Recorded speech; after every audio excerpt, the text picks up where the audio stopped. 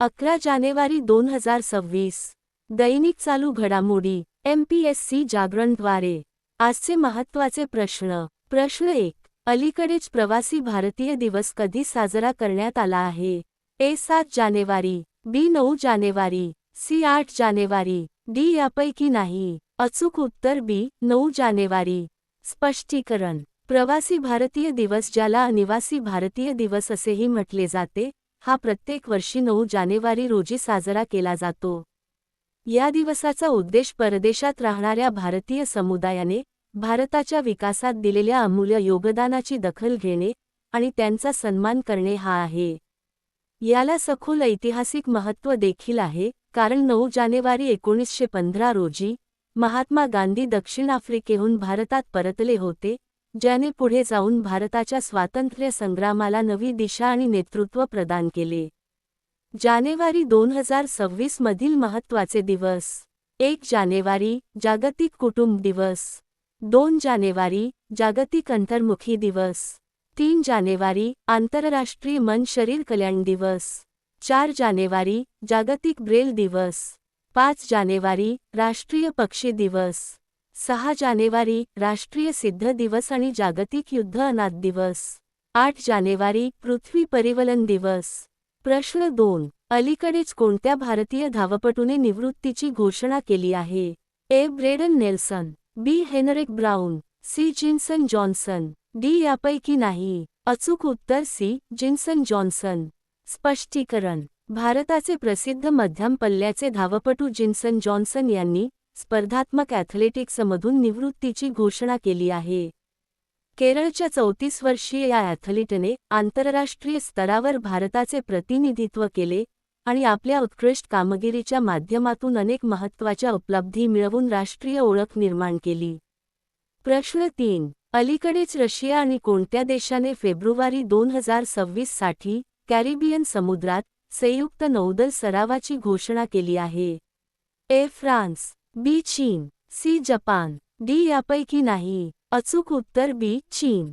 स्पष्टीकरण. पाश्चात्य हस्तक्षेपाविरोधात शक्ती प्रदर्शनाचा भाग म्हणून रशिया आणि चीनने फेब्रुवारी 2026 साठी कॅरिबियन समुद्रात संयुक्त नौदल सरावाची घोषणा केली. चीन. राजधानी बीजिंग. चलन रेनमिनबी. अध्यक्ष शी जिनपिंग.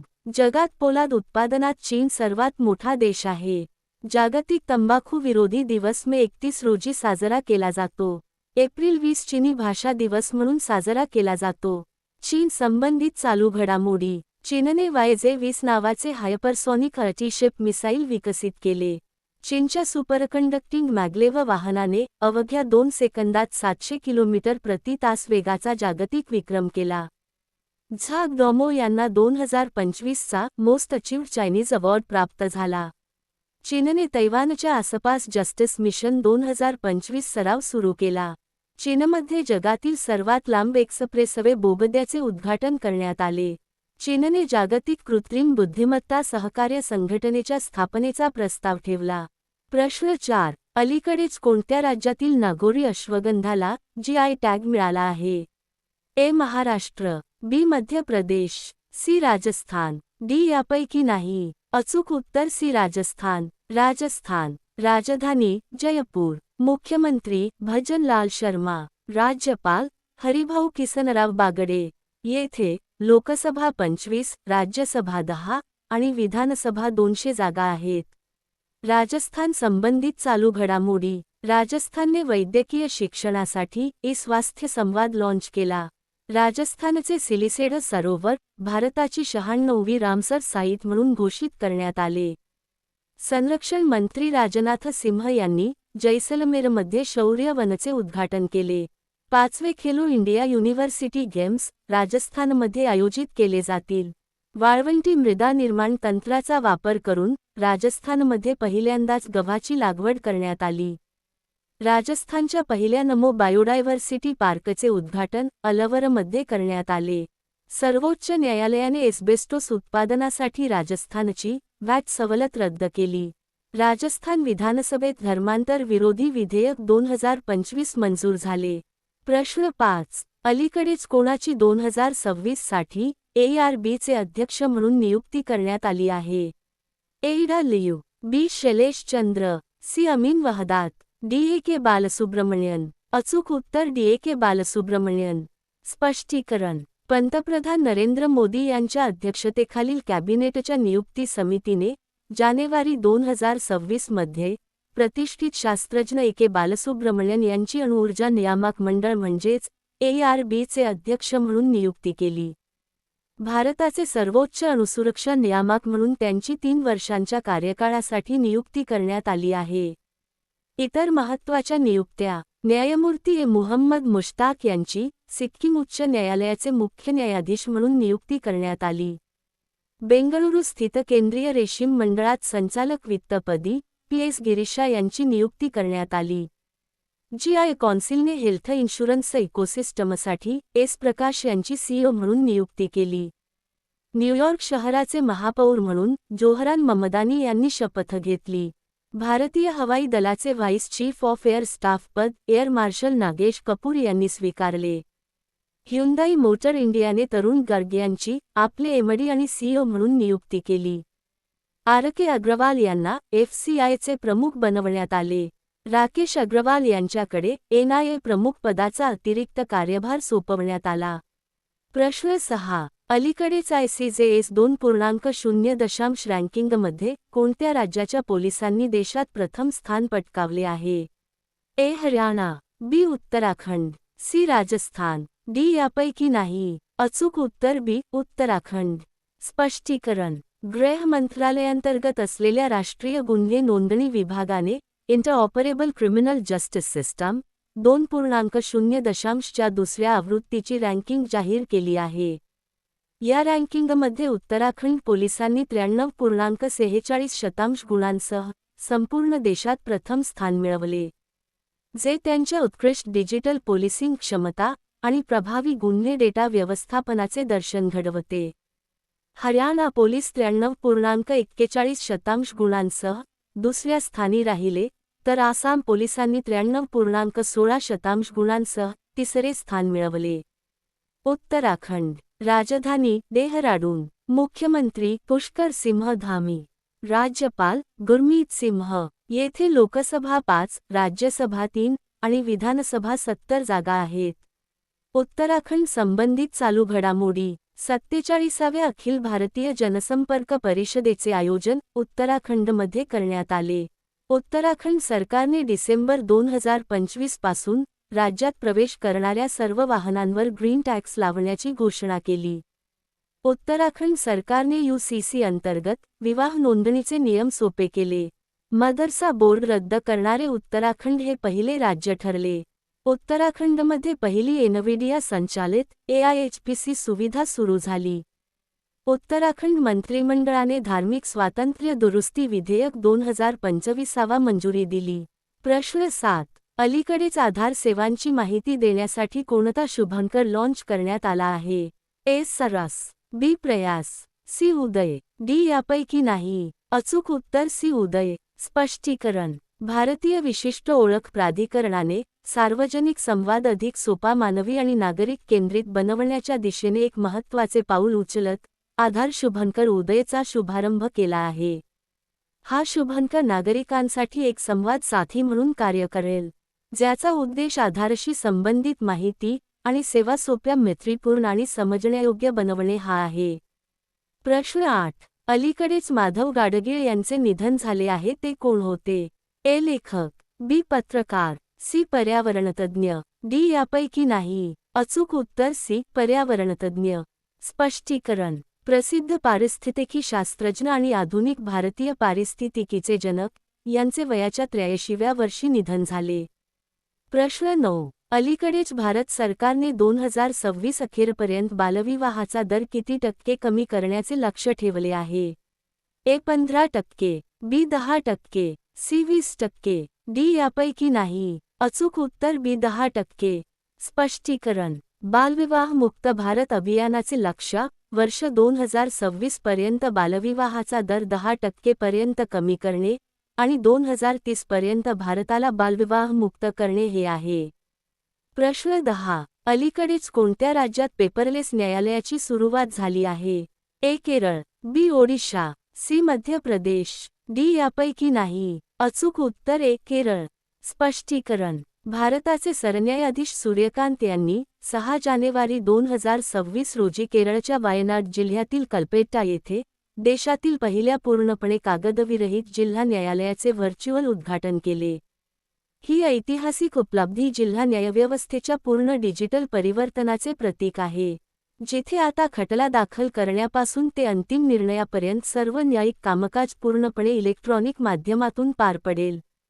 केरळ, राजधानी तिरुवनंतपुरम, मुख्यमंत्री पिनाराई विजयन, राज्यपाल राजेंद्र आर्लेकर. येथे लोकसभा 20, राज्यसभा 9 आणि विधानसभा 140 जागा आहेत.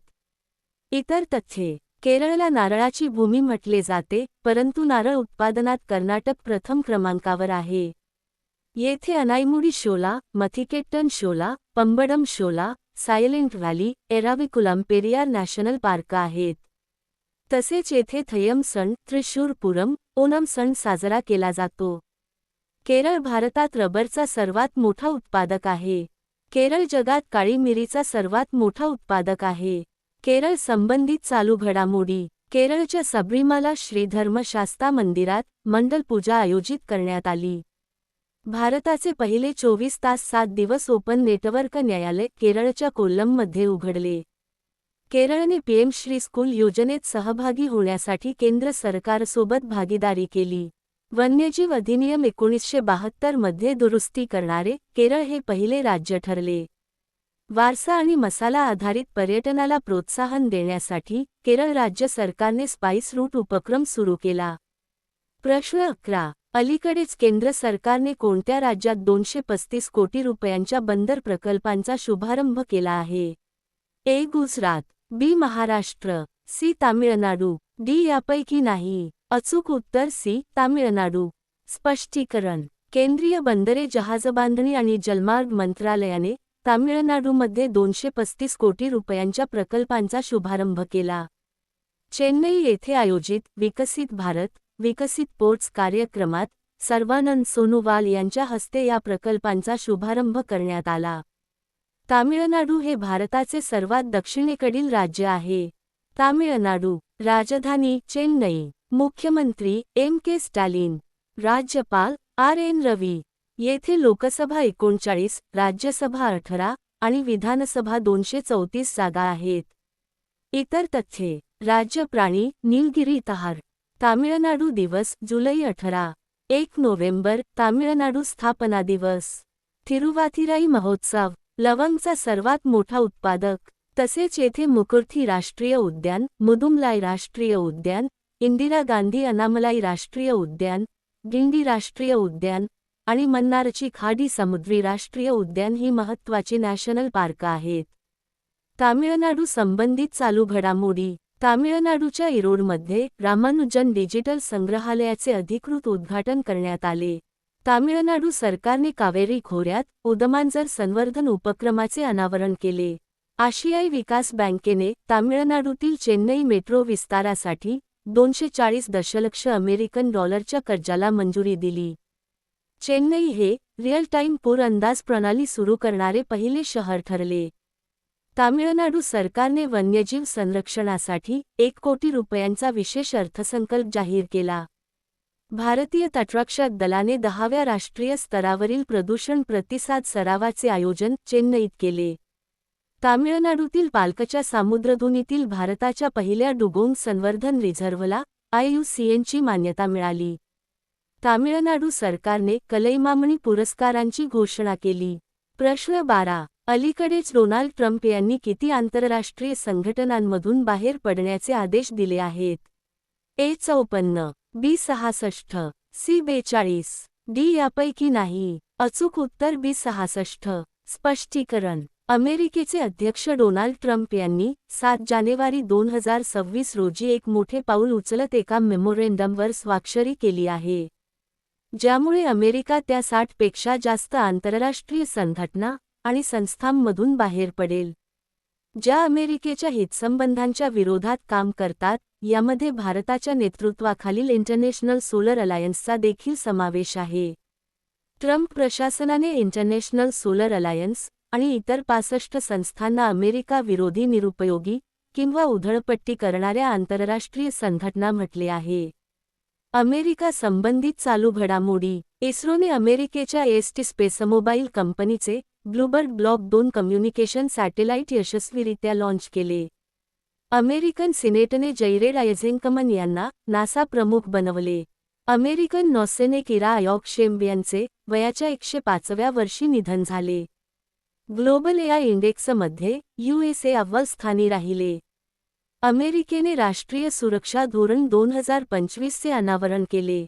अमेरिकेने प्रस्तावित न्यू G20 यादीतून दक्षिण आफ्रिकेला वगळून पोलंडचा समावेश केला. अमेरिका G20 शिखर परिषद 2026 चे यजमानपद भूषवणार आहे. आता पाहू मागील व्हिडिओतील प्रश्न. अलीकडेच उत्तर प्रदेशात कोठे दृष्टिहीनांसाठी पहिली ब्रेल लायब्ररी उघडण्यात आली आहे? अचूक उत्तर बी. लखनौ. आता पाहू अतिशय महत्त्वाचे उजळणी प्रश्न. जगात तांदळाचा सर्वात मोठा उत्पादक देश भारत बनला आहे. पारंपरिक टपाल सेवा बंद करणारा डेन्मार्क हा पहिला देश ठरला. भारताचे पहिले वन विद्यापीठ गोरखपूर येथे स्थापन होईल. इफ्को साहित्य सन्मान 2025 मैत्री पुष्पा यांना प्रदान करण्यात आला.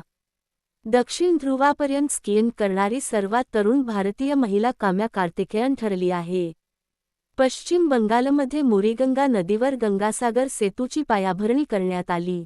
कर्नाटकने महाराष्ट्राचा पराभव करून 44वी ज्युनियर राष्ट्रीय खो खो चॅम्पियनशिप जिंकली. पंतप्रधान मोदींनी लखनौमध्ये राष्ट्र प्रेरणा स्थळाचे उद्घाटन केले. चीनच्या सुपरकंडक्टिंग मॅग्लेव वाहनाने अवघ्या 2 सेकंदात 0 ते 700 किलोमीटर प्रति तास वेगाचा जागतिक विक्रम केला. इस्रायलचा 2026 चा शांतता पुरस्कार डोनाल्ड ट्रम्प यांना मिळेल. सदानंद दाते महाराष्ट्राचे नवे DGP बनले आहेत. भारत जपानला मागे टाकून जगातील चौथी सर्वात मोठी अर्थव्यवस्था बनला. भारत आणि न्यूझीलंडने मुक्त व्यापार करारावर सहमती दर्शवली आहे.